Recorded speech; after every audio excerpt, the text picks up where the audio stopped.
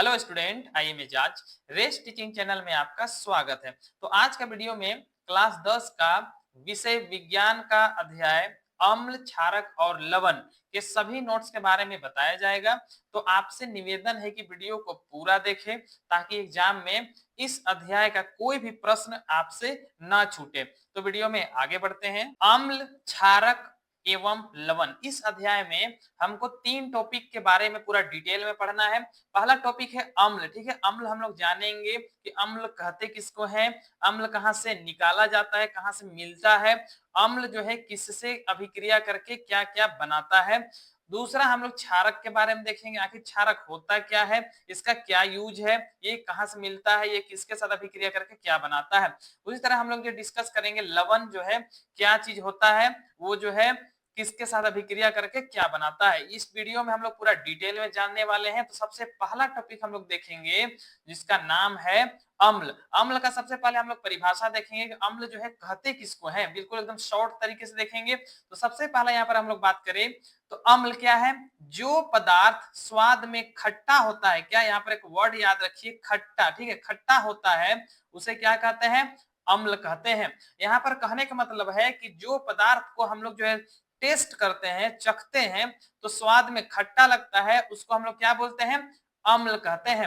अब यहाँ जो है अम्ल जो है कहाँ कहाँ से मिलता है उसके बारे में जैसे एग्जांपल देखेंगे। यहाँ पर नींबू है, ठीक है, नींबू नींबू का स्वाद कैसा होता है, खट्टा होता है, मतलब इसमें अम्ल है। यहाँ पर अगर हम बात करें इमली, इमली का भी स्वाद कैसा लगता है, खट्टा लगता है, मतलब इमली में भी अम्ल होता है। अब यहाँ पर बात करेंगे हम लोग अम्ल के प्राकृतिक स्रोत, मतलब जो है अम्ल के जो है कहाँ कहाँ से हमको जो है मिलता है और कौन सा अम्ल मिलता है।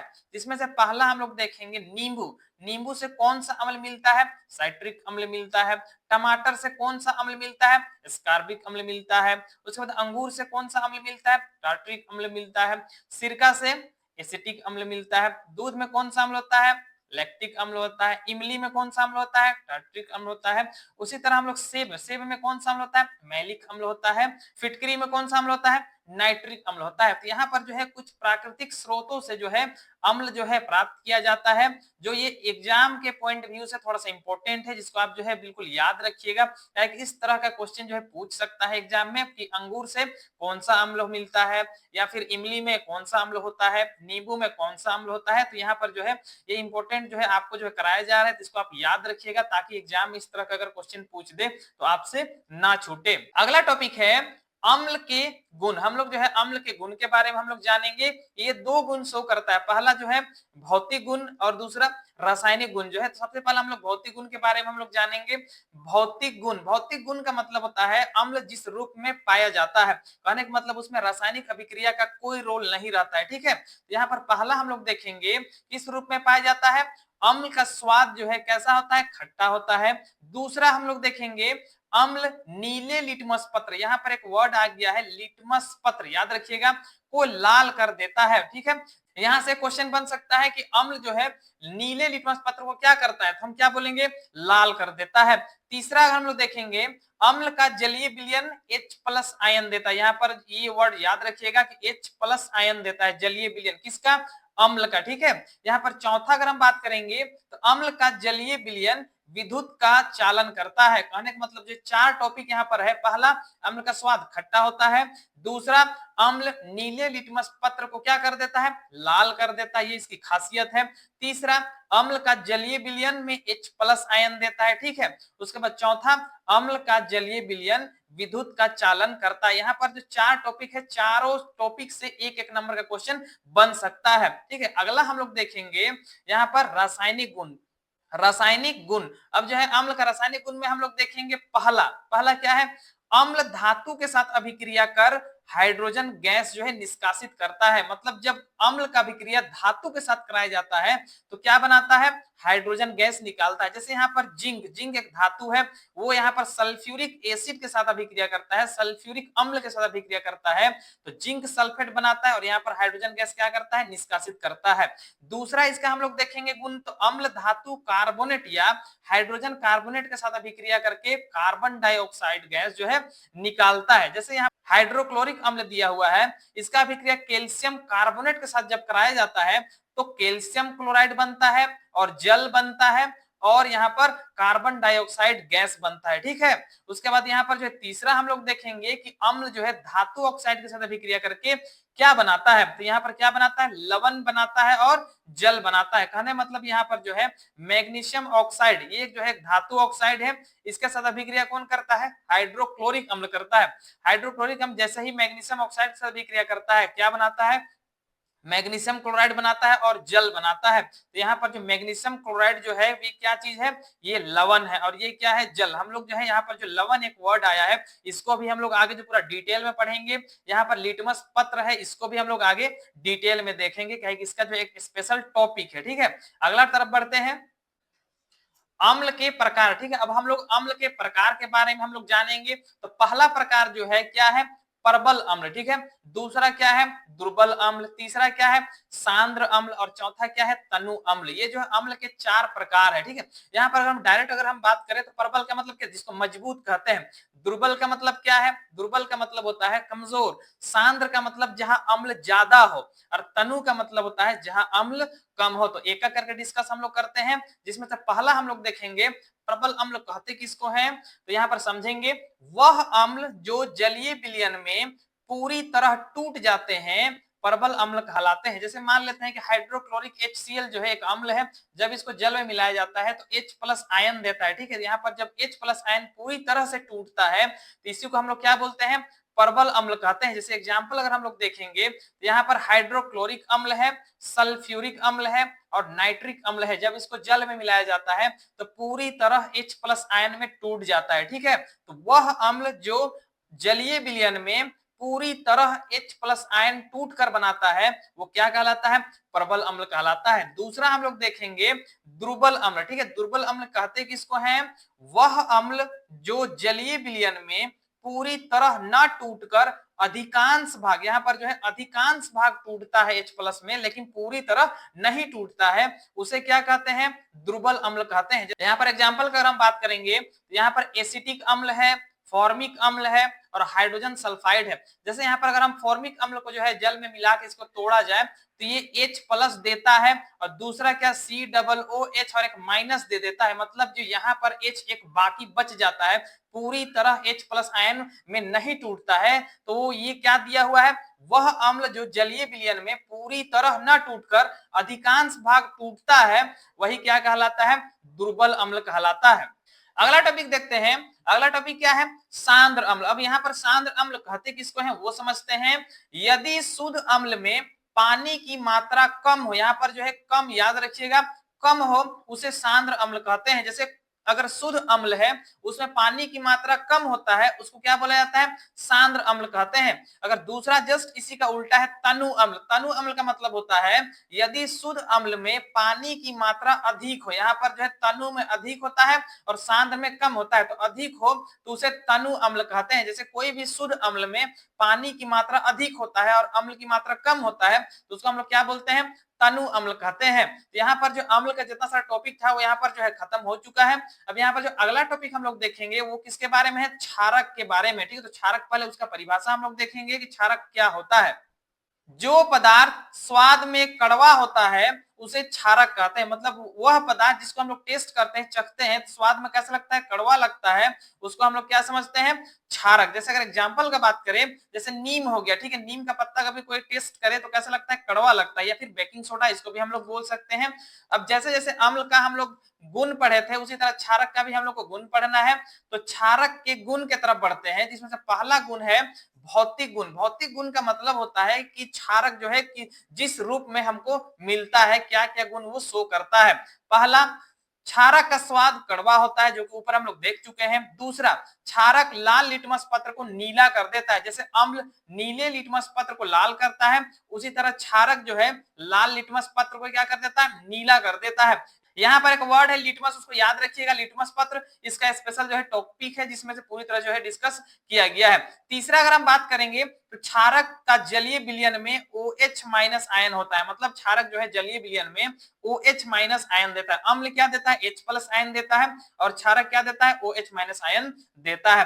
चौथा अगर हम बात करेंगे तो क्षारक का जलीय विलयन विद्युत का चालन नहीं करता है। अम्ल क्या करता है? अम्ल का जलीय विलयन विद्युत का चालन करता है, और क्षारक का जलीय विलयन विद्युत का चालन नहीं करता। ये जो है 4 टॉपिक है, इसको अच्छे से आप याद रखिएगा। अगला गुण क्या है? यहाँ पर रासायनिक अभिक्रिया। हम लोग रासायनिक अभिक्रिया के बारे में हम लोग जानेंगे कि रासायनिक अभिक्रिया मतलब किसके साथ अभिक्रिया करके क्या बनाता है।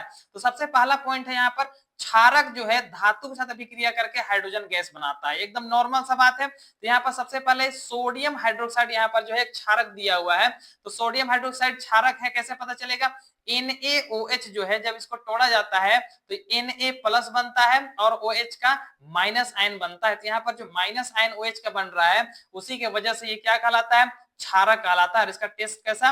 कड़वा होता है। तो जिंक के साथ अभिक्रिया करता है। जिंक क्या है? एक धातु है। तो सोडियम हाइड्रोक्साइड जो है जिंक के साथ अभिक्रिया करता है तो क्या बनाता है? सोडियम जिंक ऑक्साइड बनाता है और हाइड्रोजन गैस यहाँ पर निकालता है। ठीक है। दूसरा इसका हम बात करेंगे तो क्षारक अम्लीय ऑक्साइड के साथ अभिक्रिया करके क्या बनाता है? लवण बनाता है। यहाँ पर जो है ऑक्साइड जो है क्या है? जिंक ऑक्साइड जो है अभिक्रिया करता है क्षारक से, सोडियम हाइड्रोक्साइड से, तो क्या बनाता है? सोडियम जिंक ऑक्साइड बनाता है। ये क्या है? एक लवण है। ठीक है, क्या है? एक लवण है, और क्या निकालता है? जल बनाता है। अगला हम लोग देखते हैं, नोट्स यहाँ पर दिया हुआ है। नोट्स क्या है? जल में घुलनशील क्षारक को क्या कहते हैं? क्षार कहते हैं। मतलब वह क्षारक जो जल में पूरी तरह घुल जाता है क्या कहलाता है? क्षार कहलाता है। जैसे सोडियम हाइड्रोक्साइड हो जाएगा और पोटेशियम हाइड्रोक्साइड हो जाएगा। अगला हम लोग क्षार के प्रकार के बारे में हम लोग जानेंगे। क्या है? परबल क्षार। परबल क्षार कहते किसको हैं? वह क्षार जो जल में घुलकर पूरी तरह OH माइनस आयन देता है उसे हम लोग क्या बोलते हैं? परबल क्षार कहते हैं। मतलब जब क्षार को जल में मिलाया जाता है तो पूरी तरह वो टूट कर क्या देता है? OH माइनस आयन देता है, उसी को क्या बोला जाता है? परबल क्षार कहते हैं। जैसे यहाँ पर सोडियम हाइड्रोक्साइड जब इसको जल में मिलाया जाता है NaOH है, ये किस प्रकार टूटता है? Na प्लस बना लेता है और OH का माइनस आयन ये पूरी तरह से टूट जाता है, वो क्या कहलाता है? परबल क्षार कहलाता है। दूसरा देखते हैं दुर्बल क्षार। दुर्बल क्षार कहते किसको है? वह क्षार जो जल में घुलकर बहुत कम OH माइनस आयन देता है, मतलब पूरी तरह से नहीं टूटता है, कुछ मात्रा में टूटता है। ठीक है, तो उसको हम लोग क्या बोलते हैं? दुर्बल क्षार कहते हैं। जैसे यहाँ पर जो है अमोनियम हाइड्रोक्साइड बोल सकते हैं, कैल्शियम हाइड्रोक्साइड बोल सकते हैं, ये सब सारा चीज क्या है? दुर्बल क्षार का एग्जाम्पल है, जो जल में पूरी तरह नहीं टूटता है, कुछ मात्रा में टूटता है। तो वह क्षार जो कुछ मात्रा में टूटकर OH माइनस आयन बनाता है उसी को क्या बोला जाता है? दुर्बल क्षार कहते हैं। अगला पॉइंट देखते हैं सूचक। यहाँ पर जो है सूचक के बारे में हम लोग देखेंगे कि सूचक क्या होता है। किसी विलयन में अम्ल तथा क्षार की उपस्थिति को बताता है। कहने का मतलब सूचक का क्या मतलब होता है कि कोई भी विलयन में अम्ल है या फिर क्षार है उसकी उपस्थिति को बताता है। कौन बताता है? सूचक। इसका एग्जांपल देखते हैं। जैसे यहाँ पर सूचक के प्रकार में अगर हम लोग बात करें, सूचक के प्रकार में पहला क्या है? प्राकृतिक सूचक। प्राकृतिक मतलब जो पृथ्वी में पाया जाता है। जैसे वह सूचक जो प्राकृतिक स्रोतों से प्राप्त होता है उसे प्राकृतिक सूचक कहते हैं। जैसे लिटमस। ठीक है, यहाँ पर फिर से वर्ड आ गया लिटमस। दूसरा हल्दी, तीसरा लौंग, चौथा लाल गोभी। ये सब सारा चीज जो है पृथ्वी से ही मिलता है, इसलिए इसको क्या बोला जाता है? प्राकृतिक सूचक कहते हैं। इसका यूज कहाँ होता है? कोई भी विलयन में अम्ल है या फिर क्षार जो है उसका पता लगाने के लिए इसका यूज किया जाता है। अगला टॉपिक देखते हैं। अगला टॉपिक क्या है? लिटमस। ये जो लिटमस जो है पहले भी आपको बताया गया था कि लिटमस जो है वर्ड आप याद रखिएगा। यहाँ पर जो है लिटमस के बारे में पूरा डिस्कस किया जाएगा। सबसे पहले यहाँ पर लिटमस के बारे में समझते हैं। लिटमस बैगनी का रंजक होता है। मतलब लिटमस का कलर कैसा होता है? बैगनी होता है। ठीक है, रंजक मतलब बोल सकते हैं द्रव। ठीक है, जो लाइकेन के पौधे से निकाला जाता है। लाइकेन नाम का एक पौधा है जिससे क्या निकलता है? बैगनी रंजक मतलब बैगनी द्रव निकलता है। अब आगे देखते हैं। लिटमस विलयन जब ना तो अम्लीय होता है ना ही क्षारकीय होता है तब इसका रंग कैसा होता है? बैगनी ही होता है। ठीक है, इस रंजक से पेपर तैयार किया जाता है जिन्हें लिटमस कहा जाता है। लिटमस पेपर के प्रकार। लिटमस पेपर जो है दो कलर का मिलता है, पहला नीला मिलता है, दूसरा लाल मिलता है। अगला देखते हैं मानव निर्मित सूचक, मतलब मनुष्य के द्वारा जो है बनाया गया सूचक जिससे अम्ल और क्षारक का पता लगाया जा सकता है। जैसे वह सूचक जिन्हें प्रयोगशालाओं में बनाया जाता है मानव निर्मित सूचक कहते हैं। जैसे एग्जांपल का अगर हम बात करें तो फेनोल्फथलीन है और मिथाइल ऑरेंज है, ये दोनों जो है प्रयोगशाला में बनाया जाता है। इससे भी पता चलेगा कि कौन अम्ल है और कौन जो है क्षारक है। जैसे आगे हम लोग देखेंगे, सबसे पहला फेनोल्फथलीन के बारे में हम लोग समझेंगे। यह क्या है? यह एक रंगहीन घोल है, मतलब द्रव है, विलयन है बोल सकते हैं। पहला अम्ल, अम्ल कैसा इसमें व्यवहार करता है? अम्ल, अम्ल मिलाने से इसका रंग रंगहीन ही रहता है। ये एक रंगहीन पदार्थ है, घोल है, उसमें अम्ल जब मिलाया जाता है तो वो रंगहीन ही रहता है। इससे पता चलता है अगर उसका कलर नहीं बदलता है मतलब वो अम्ल है। दूसरा क्षारक के बारे में देखते हैं। क्षार मिलाने से इसका रंग गुलाबी हो जाता है। अब जब क्षार उसी घोल में मिलाया जाता है तो उसका रंग क्या हो जाता है? गुलाबी। इससे पता चल जाता है कि कौन अम्ल है और कौन क्या है? क्षार है। दूसरा क्या है? मिथाइल ऑरेंज है, इसको भी हम लोग समझते हैं। यह एक नारंगी रंग का तरल पदार्थ है। यह कैसा रंग का? नारंगी रंग का है। अब अम्ल कैसा व्यवहार करता है और क्षारक कैसा व्यवहार करता है उसको हम लोग देखेंगे। तो अम्ल, अम्ल के मिलाने से लाल हो जाता है, ये नारंगी रंग का होता है, लेकिन अम्ल जैसे ही उसमें मिलाया जाता है वो कैसा रंग का हो जाता है? लाल रंग का हो जाता है। दूसरा अगर हम क्षार का बात करें तो क्षार के मिलाने से पीला हो जाता है। ठीक है, यहाँ पर नारंगी रंग का होता है मिथाइल ऑरेंज, लेकिन यहाँ पर जो है अम्ल मिलाने से वो लाल हो जाता है और क्षार मिलाने से पीला हो जाता है। इससे पता चल जाता है कि कौन अम्ल है और कौन क्या है? क्षार है। अगला टॉपिक देखते हैं, क्या है? लवण। अब लवण हम लोग समझेंगे कि लवण कहते किसको है। तो यहाँ पर क्या दिया हुआ है? जब अम्ल एवं क्षारक की अभिक्रिया कराया जाता है तो लवण एवं जल बनते हैं। कहने का मतलब जब अम्ल की अभिक्रिया क्षारक से या क्षारक की अभिक्रिया अम्ल से कराई जाती है तो दोनों एक दूसरे से अभिक्रिया करके क्या बनाता है? लवण बनाता है और जल बनाता है। तो सबसे पहले आते हैं, एग्जाम्पल समझते हैं। सोडियम हाइड्रोक्साइड, यह एक क्या है? यह एक क्षार है। यहाँ पर HCl दिया हुआ है। HCl क्या? हाइड्रोक्लोरिक अम्ल है। उसके बाद यहाँ पर NaCl बनता है, मतलब सोडियम क्लोराइड, और यहाँ पर जल बनता है। तो यही क्या है? लवण कहलाता है। यहाँ पर जो है कैसे बनता है उसके बारे में सबसे पहले डिस्कस करते हैं। सोडियम हाइड्रोक्साइड ये जो है एक्वस जलीय विलयन में ये Na+ बनाता है और दूसरा क्या बनाता है? OH का माइनस बनाता है। ये हाइड्रोक्लोरिक अम्ल एक अम्ल है तो जलीय विलयन में H+ आयन में टूटता है और Cl- बनाता है। तो यहाँ पर जो है प्लस वाला इस माइनस को जो है अट्रैक्ट करके क्या बना लेता है? NaCl बना लेता है और ये OH इस प्लस वाला से अट्रैक्ट होकर क्या बना लेता है? जल बनाता है, मतलब H2O बनाता है। कहने का मतलब जो है यहाँ पर क्या बनता है? सोडियम क्लोराइड, यही क्या कहलाता है? लवण कहलाता है। इसको हम लोग दूसरा नाम क्या? नमक बोलते हैं। इसका टेस्ट कैसा होता है? ना बहुत ज्यादा अम्लीय होता है और ना बहुत ज्यादा क्षारकीय होता है। अगला हम लोग देखते हैं लवण के गुण। जैसे अम्ल का गुण पढ़े, क्षारक का भी गुण पढ़े, उसी तरह हम लोग लवण के गुण भी देखते हैं। तो सबसे पहला, लवण ठोस अवस्था में मिलते हैं, मतलब लवण जो है ज्यादातर ठोस अवस्था में मिलता है। जैसे नमक, नमक जो है क्या है? ठोस अवस्था मिलता है। दूसरा, सामान्यतः लवण उदासीन होते हैं, मतलब उसको टेस्ट करेंगे तो ना बहुत ज्यादा अम्लीय होता है और ना ज्यादा बहुत क्षारकीय होता है। तीसरा अगर हम बात करें तो लवण के जलीय विलयन विद्युत का चालक होता है, मतलब सुचालक होता है। कहने का मतलब जो है लवण का जलीय विलयन में जो है करंट क्या पास करता है। ये जो है लवण के क्या है? गुण है। अब हम लोग बात करेंगे अम्ल एवं क्षारक की धातु के साथ अभिक्रिया। ठीक है, मतलब अम्ल धातु के साथ अभिक्रिया करके क्या बनाता है और क्षारक धातु के साथ अभिक्रिया करके क्या बनाता है। यहाँ से क्वेश्चन भी कई बार पूछ चुका है। अम्ल के साथ धातु की अभिक्रिया, जब अम्ल धातु के साथ अभिक्रिया करता है तो क्या बनाता है? लवण बनाता है और हाइड्रोजन गैस बनाता है। जैसे अम्ल हाइड्रोक्लोरिक एक क्या है? एक अम्ल है। जब जिंक, जिंक क्या है? धातु है। जब जिंक जो है अम्ल के साथ अभिक्रिया करता है तो जिंक क्लोराइड बनाता है और H2 बनाता है, मतलब हाइड्रोजन गैस बनाता है। तो जिंक क्लोराइड क्या है? एक लवण है। उसी तरह क्षार के बारे में देखते हैं। क्षारक क्या है? क्षारक के साथ धातु की अभिक्रिया, तो क्षारक जो है धातु के साथ अभिक्रिया करके क्या बनाता है? ये भी लवण बनाता है और हाइड्रोजन गैस निकालता है। कहने मतलब क्षारक एग्जांपल सोडियम हाइड्रोक्साइड है। ये जो जिंक के साथ अभिक्रिया करता है क्या बनाता है? सोडियम जिंक ऑक्साइड बनाता है और हाइड्रोजन गैस, ये भी क्या है? लवण है। ठीक है, अगला टॉपिक देखते हैं उदासीन। यहाँ पर एक वर्ड आ गया है उदासीन। उदासीन कहते किसको हैं?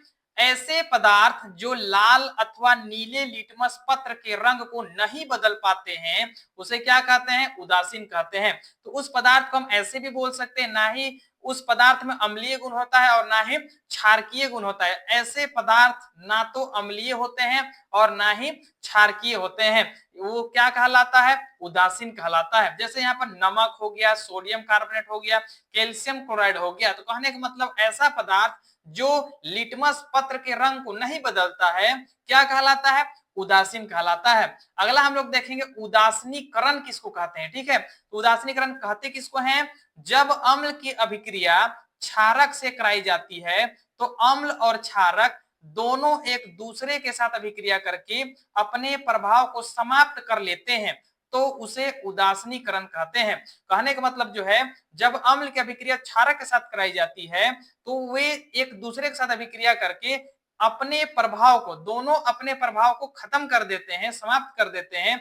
वही प्रक्रिया क्या कहलाता है, उदासीनीकरण कहलाता है। जैसे यहाँ पर हम लोग एग्जाम्पल का बात करेंगे तो सोडियम हाइड्रोक्साइड ये क्या है, ये एक क्षार है, और यहाँ पर हाइड्रोक्लोरिक अम्ल ये क्या है, एक अम्ल है। जब इन दोनों का अभिक्रिया कराया जाता है तो ये दोनों आपस में अभिक्रिया करके अपने प्रभाव को ये क्या करते हैं, समाप्त कर देते हैं और NaCl सोडियम क्लोराइड बनाते हैं। मतलब क्या, लवण बनाते हैं, जिसका स्वाद क्या, ना ही अम्लीय होता है और ना ही क्षारकीय होता है। तो और क्या बनाते हैं, जल बनाते हैं। तो वह प्रक्रिया जिसमें अम्ल और क्षारक एक दूसरे के साथ अभिक्रिया करके अपने प्रभाव को समाप्त कर देते हैं, वही प्रक्रिया क्या कहलाता है, उदासीनीकरण कहलाता है।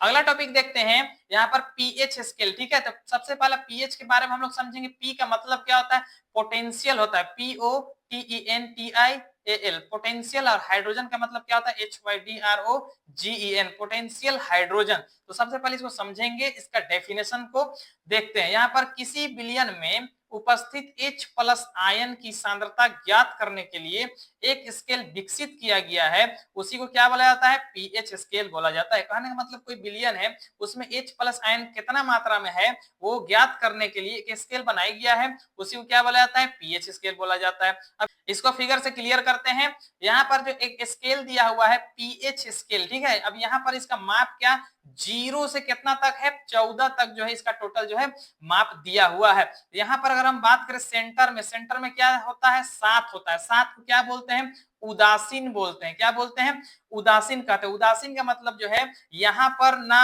अम्लीय ज्यादा होता है और ना ही क्षारकीय होता है। अब यहाँ पर जो एक एरो अगर हम ध्यान से देखें तो लेफ्ट साइड हम लोग जा रहे हैं तो H प्लस के आयन में क्या हो रहा है, वृद्धि हो रहा है। यहाँ पर वर्ड क्या है, वृद्धि हो रहा है। और अगर हम दाहिना साइड हम जा रहे हैं तो H प्लस आयन में क्या हो रहा है, कमी हो रहा है। यहाँ पर दो वर्ड जो है आपको बिल्कुल ध्यान पे रखना है। तो H प्लस आयन का मात्रा जितना अधिक होगा, अम्लीय गुण क्या होगा, उतना ही बढ़ेगा। जो कि यहाँ पर साफ साफ लिखा हुआ है कि H प्लस आयन का मात्रा जितना अधिक होगा उतना ज्यादा अम्लीय गुण शो करेगा।